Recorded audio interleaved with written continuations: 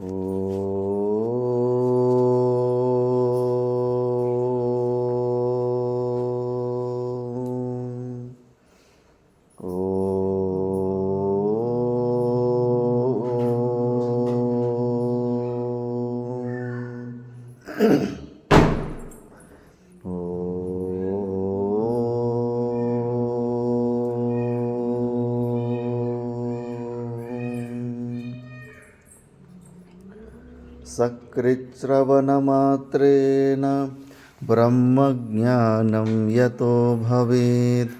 ब्रह्मज्ञानावलीमाला सर्वेषां मोक्षसिद्धये।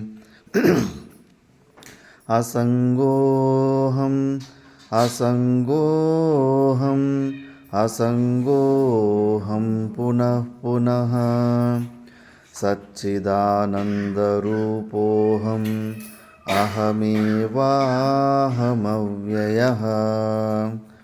नित्यशुद्धविमुक्तोऽहं निराकारोऽहमव्ययः। भूमानन्दस्वरूपोऽहम् अहमेवाहमव्ययः। नित्योऽहं निरवध्योऽहं निराकारोऽहमुच्यते।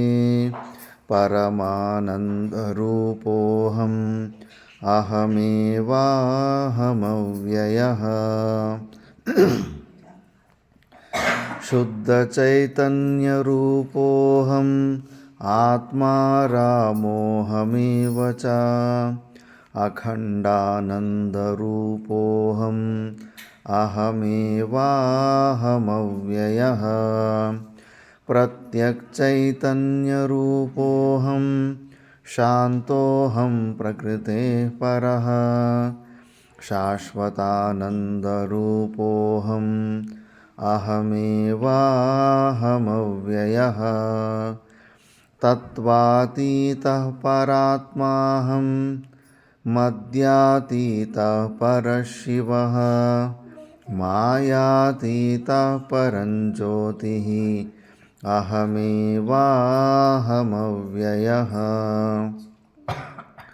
नानारूपव्यतीतोऽहं चिदाकारोऽहमच्युतः। सुखरूपस्वरूपोऽहम् अहमेवाहमव्ययः। माया तत्कार्यदेहादि मम नास्त्येव सर्वदा। स्वप्रकाशैकरूपोऽहम् अहमेवाहमव्ययः। गुणत्रयव्यतीतोऽहं ब्रह्मादीनां च साक्ष्यहम्। अनन्तानन्तरूपोऽहम् अहमेवाहमव्ययः।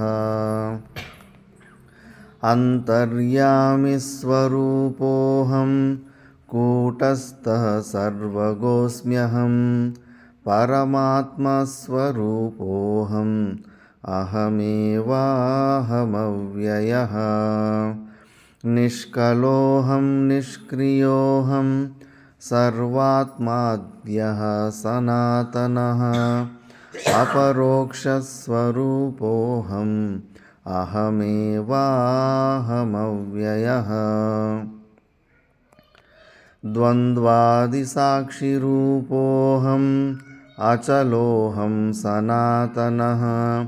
सर्वसाक्षिस्वरूपोऽहम् अहमेवाहमव्ययः। प्रज्ञानगण एवाहं विज्ञानगण एव च। अकर्ताहमभोक्ताहम् अहमेवाहमव्ययः। निराधारस्वरूपोऽहं सर्वाधारोऽहमेव च। आप्तकामस्वरूपोऽहम् अहमेवाहमव्ययः। तापत्रयविनिर्मुक्तोऽहं देहत्रयविलक्षणः। अवस्थात्रयसाक्ष्यस्मि चाहमेवाहमव्ययः दृग्दृश्यो द्वौ पदार्थौ स्तः परस्परविलक्षणौ दिग्ब्रह्मदृश्यं मायेति सर्ववेदान्तडिण्डिमः अहं साक्षीति यो विद्यात् विविच्चैवं पुनः पुनः स एव मुक्तः सो विद्वान् इति वेदान्तडिण्डिमः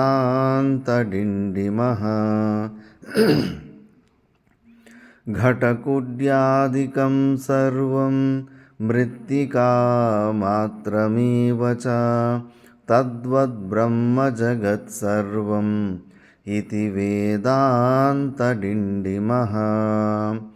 ब्रह्मसत्यं जगन्मिथ्या जीवो ब्रह्मैव नापरः अनेन वेद्यं सच्चास्त्रम् इति वेदान्तडिण्डिमः अन्तर्ज्योतिर्बहिर्ज्योतिः प्रत्यग्ज्योतिः परात्परः ज्योतिर्ज्योतिस्वयं ज्योतिः आत्मज्योतिः शिवोऽस्म्यहम् इति श्रीमत्परमहंसा परिव्राजकाचार्यस्य श्रीगोविन्दभगवत्पूज्यपादशिष्यस्य श्रीमच्छङ्करभगवतः कृतौ ब्रह्मज्ञानावलिमाला सम्पूर्णम्।